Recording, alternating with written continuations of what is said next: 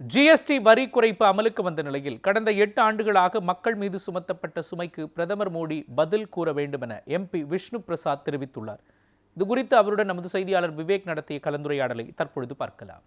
திருத்தப்பட்ட ஜிஎஸ்டி இன்று நாடு முழுவதும் அமலாகியுள்ளது. இது குறித்து நம்முடைய கருத்து தெரிவிக்க கடலூர் பாராளுமன்ற தொகுதி விஷ்ணு பிரசாத் அவர்கள் நம்முடைய இருக்கிறார்.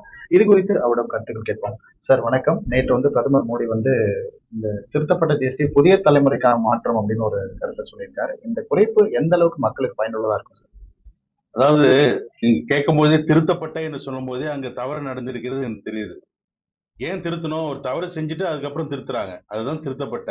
அப்ப தவறு 8 வருஷமா இவர்கள் அதிக ஜிஎஸ்டி வசூல் செய்து மக்களுடைய அன்றாட ஒரு பொருட்களுக்கு கூட அதிக ஜிஎஸ்டி கொடுத்து வாங்கக்கூடிய நிலைமை இவர்கள் ஏற்படுத்திவிட்டு இதை உணர்ந்து திருந்தினா உடனே திருந்தணும். திருந்தது கூட அது 8 வருஷம் ஆகி எல்லா மக்கள் கொதிப்படைஞ்சு அவங்க வடிவிழந்து போகும்போது திருத்திட்டு நீங்க உங்களுக்கு 2.5 லட்சம் கோடி உங்களுக்கு மிச்சம் பண்ணி தரோம்னு சொல்லும் போது 55 லட்சம் கோடி இது வரைக்கும் சாப்பிட்டாங்க. அது யார் கேட்கறது? இந்த 8 ஆண்டுகள் மக்கள் பட்ட அவதி கொஞ்ச நஞ்சமா? இதற்கு யார் பதில் சொல்வார்கள்? இது இப்ப திருத்திட்டு இதை நீங்க அனுபவித்துக் கொள்ளுங்கள் என்று சொன்னால் அது வேடிக்கைக்குரியது. எனவே இவர்கள்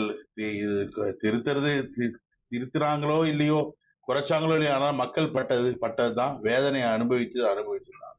எனவே அதற்கு பதில் சொல்லியே ஆக வேண்டும் இந்த மோடி. இப்போ கல்வி உபகரணங்களாகட்டும், மருத்துவம், அதே போல டெக்ஸ்டைல், இது போல ஆட்டோமொபைல்ஸ், இப்போ நிறைய இது ஜிஎஸ்டி குறைஞ்சிருக்கணும். அவங்களுக்கு பயனுள்ளதா தானே இருக்கும். அதுதான் நான் சொல்றேன். குறைஞ்சிருக்குன்னா நீங்க அதிகமா ஏத்திட்டு அதுக்கப்புறம் குறைஞ்ச ஒரு மலையை தூக்கி வச்சுட்டு அதுக்கப்புறம் குன்று மேல தலையில தான் வைக்கிறேன், இந்த மலை சுமை இல்லைன்னு சொன்னா அந்த மனிதனுக்கு அது தாங்க முடியுமா? மலையாக இருந்தாலும் குன்றாக இருந்தாலும் அது சுமைதான். இதை முதலேயே அவர்கள் ஒழுங்காக தீர்மானித்திருக்க வேண்டும்.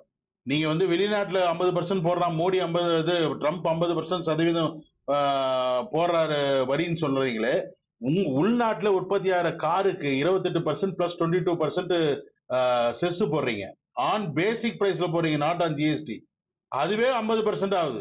நீங்க உள்நாட்டுல உற்பத்தி ஆகிற உங்க பொருளுக்கே நீங்க 50% போடுறீங்க. அப்புறம் ட்ரம்ப் போட்டா மட்டும் தயார் என்ன நியாயம்? மக்களுக்கு நீங்க மக்களா பார்க்கல சார். நீங்க பணம் கரைக்கின்ற ஒரு மிஷினா தான் பாக்குறீங்க. நீங்க அம்பானிக்கும் அதானிக்கும் தான் சாம்பரம் வீசுகிறீர்கள். அவர்களுக்காக தான் இந்த ரஷ்யால இருந்து 30% கம்மியா எண்ணெயை வாங்கி மீண்டும் அந்த 30ல 29% வெளிநாட்டுல சுத்திகரிக்கப்பட்டு விற்கிறீர்கள். அந்த 30% அவனுக்கு தான் லாபமே தவிர 30% கம்மியா இருக்குன்னு ரஷ்யா கிட்ட இருந்து வாங்குறீங்க. அப்ப அந்த 30% மக்களுக்கு வந்திருக்கணும்ல. அப்ப இன்னைக்கு 65 ரூபாய்க்கு வாங்கிடணும் பெட்ரோல் டீசலும். அது கிடைக்கிறதா? இல்லையே. அந்த வயிற்றுச்சல் தான் இந்த மோடி சும்மா விடாது என்பதை நான் இந்த நேரத்தில் பதிவு செய்கிறேன்.